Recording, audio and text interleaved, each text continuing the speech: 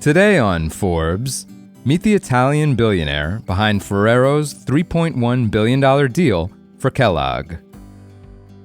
When Italian candy and food giant Ferrero announced it would acquire WK Kellogg, the cereal maker behind Fruit Loops and Corn Flakes, for $3.1 billion earlier in July, it wasn't just one of the largest deals in the food industry in the past year.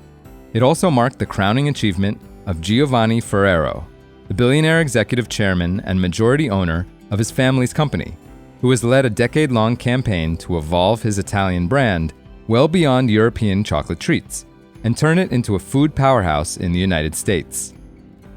Forbes estimates the firm has spent more than $13 billion, including the deal announced early this month, buying up at least 21 companies in 9 countries in the past 10 years, ranging from a snack producer in Brazil to a butter cookie maker in Denmark.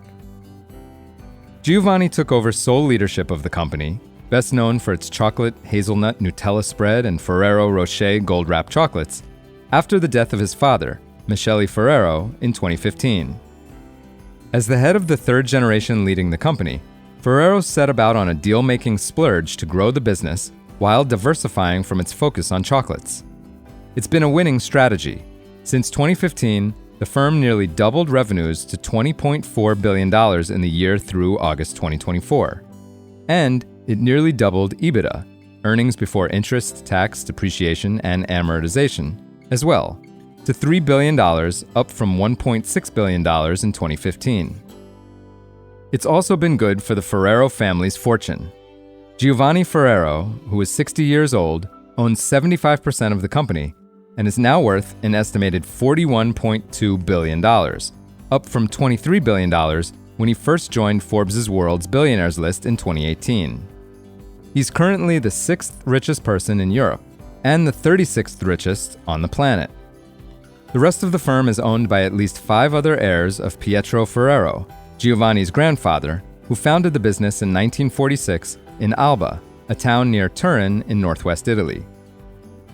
The mammoth deal for WK Kellogg is set to turbocharge the firm's growth in the US, where it has already made at least 8 acquisitions since 2017, including picking up Nestlé's US candy business in 2018 for $2.8 billion, and then adding Kellogg's cookie and fruit snack business the following year for $1.3 billion.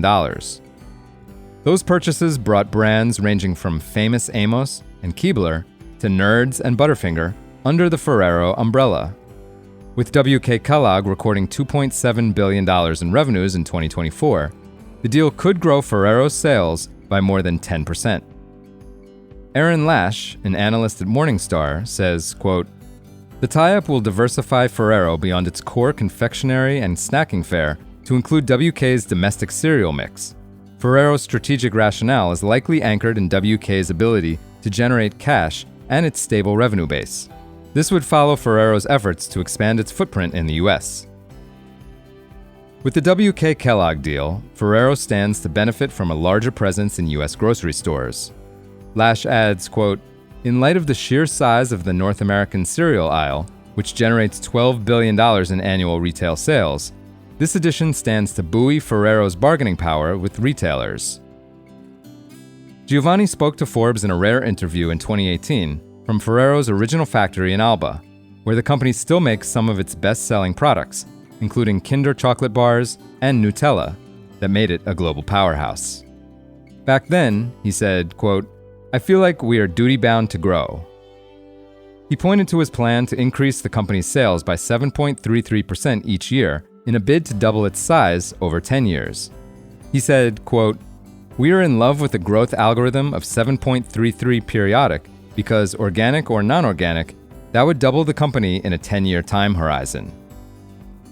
7 years later, he's on track to exceed that goal. Ferrero grew revenues by 84% between 2017 and 2024, meaning the firm can underperform that 7.33% over the next 3 years and still meet his target. For full coverage, check out Giacomo Taghini's piece on forbes.com. This is Kieran Meadows from Forbes. Thanks for tuning in.